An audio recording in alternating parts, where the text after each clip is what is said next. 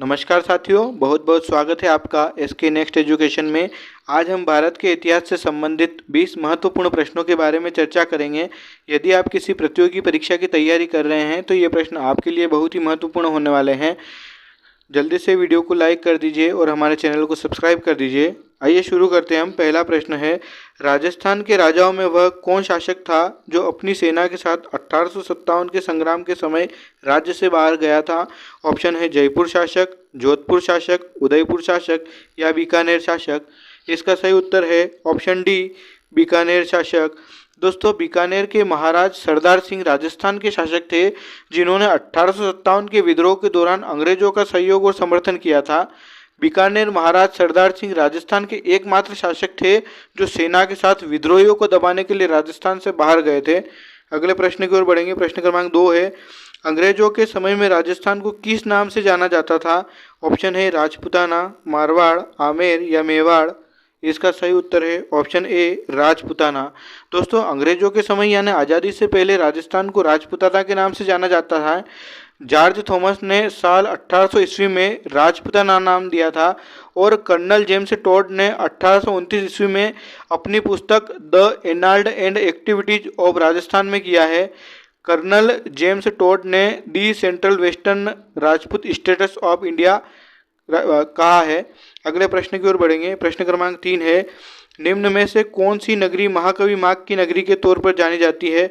Option है भीनमाल, सिरोही, आबू या रणकपुर। इसका सही उत्तर है ऑप्शन ए, भीनमाल। दोस्तों, महाकवि माघ का जन्म पश्चिमी राजस्थान के भीलमान नामक स्थान पर हुआ, जिसकी पुष्टि शिशुपाल वध नामक काव्य की कतिपय प्राचीन पुष्पिकाओं से है। अगले प्रश्न की ओर बढ़ेंगे। प्रश्न क्रमांक 4 है, तलवार बंदाई क्या थी? ऑप्शन है नए जागीरदार की गद्दी नशीनी के समय उत्तराधिकार के रूप में लिया जाने वाला उत्तराधिकार शुल्क, युद्ध पर जाने से पूर्व सैनिक की कुशलता के लिए किया जाने वाले विधान, विजय के समय सेनापति को दिया जाने वाला सम्मान या नवनियुक्त सैनिकों को अस्त्र शस्त्र। इसका सही उत्तर है ऑप्शन ए, नए जागीरदार की गद्दी नशीनी के समय उत्तराधिकार के रूप में लिया जाने वाला उत्तराधिकार शुल्क। दोस्तों, सामंत की मृत्यु के पश्चात नए उत्तराधिकार के तलवार बांधी जाती थी और तलवार बांधने के पश्चात देने वाले कर को तलवार बंदाई कर कहा जाता था। यह कर राजस्थान के राजपूतों ने मुगलों से सीखा था। अगले प्रश्न की ओर बढ़ेंगे। प्रश्न क्रमांक 5 है, निम्न में से किसे हशमत वाला राजा कहा गया है? ऑप्शन है महाराणा संग्राम सिंह को, राव मालदेव को, राव दुदा को या राव चंद्रसेन को। इसका सही उत्तर है ऑप्शन बी, राव मालदेव को। दोस्तों, हशमत एक अरबी शब्द है। हिंदी में इसका मतलब गर्व या श्रेष्ठता होता है और मालदेव को फारसी इतिहासकारों ने हशमत वाला बादशाह कहा है। अगले प्रश्न की ओर बढ़ेंगे। प्रश्न क्रमांक 6 है, निम्न में से किसने जय सिंह को जाटों को दबाने के लिए मनसबदार बनाकर सम्मानित किया था? ऑप्शन है अकबर ने, शाहजहां ने, औरंगजेब ने या जहांगीर ने। इसका सही उत्तर है ऑप्शन बी, शाहजहां ने। दोस्तों, जय सिंह ने 6 हफ्ते में ही महावन के जाटों को के उपद्रव का दमन कर दिया था, इसलिए उसे संयुक्त मनसबदार बनाकर लोधी के विरुद्ध भेजा गया था।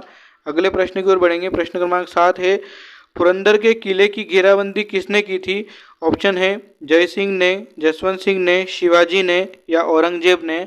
इसका सही उत्तर है ऑप्शन ए, जय सिंह ने।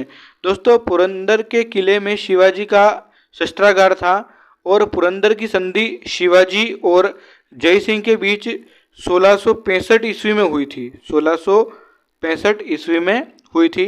अगले प्रश्न की ओर बढ़ेंगे। प्रश्न क्रमांक 8 है, सवाई जय सिंह ने निम्नलिखित में से किसका निर्माण करवाया था?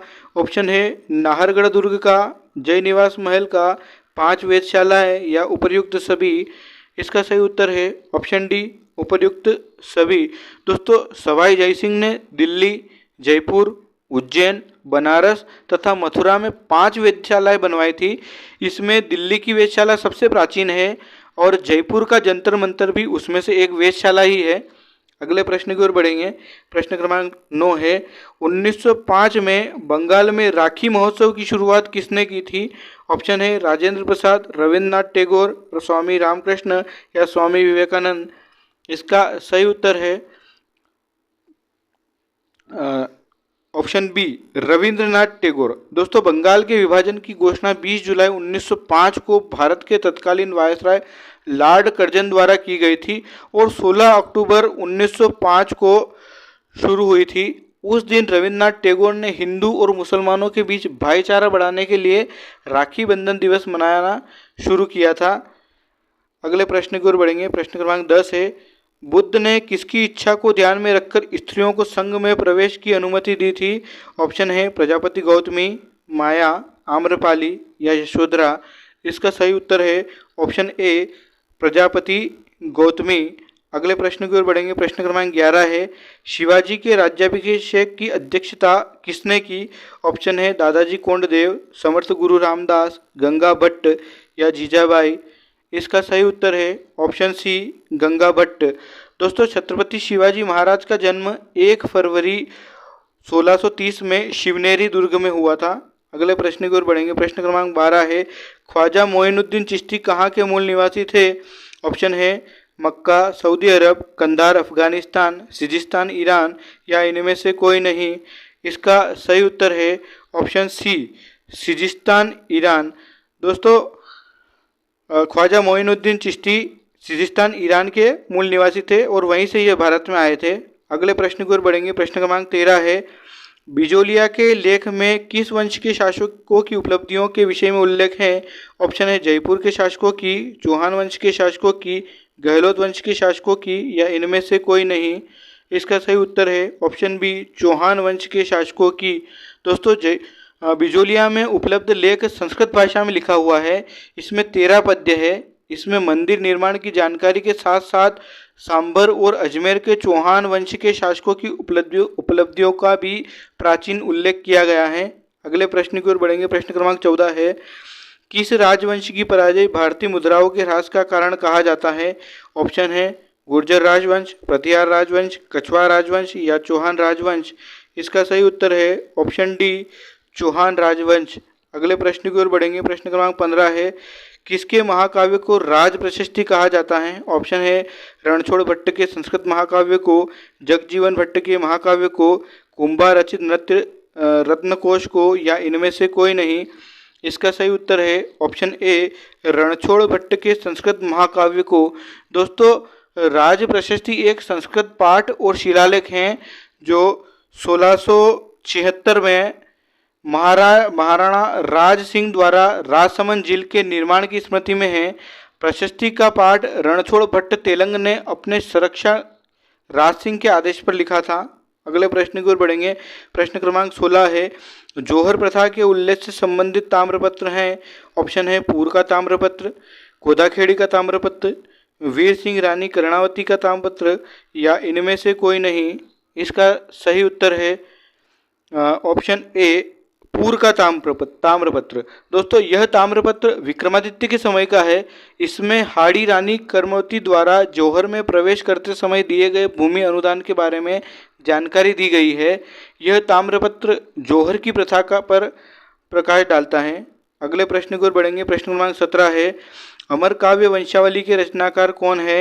ऑप्शन है भट्ट सदाशिव, पंडित जीवाधर, रणछोड़ भट्ट या नम्रता कौशल। इसका सही उत्तर है ऑप्शन सी रणछोड़ भट्ट।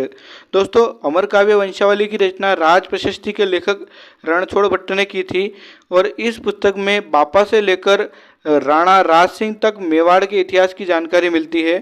अगले प्रश्न की ओर बढ़ेंगे। प्रश्न क्रमांक 18 है, पृथ्वीराज विजय ग्रंथ की रचना कब हुई थी?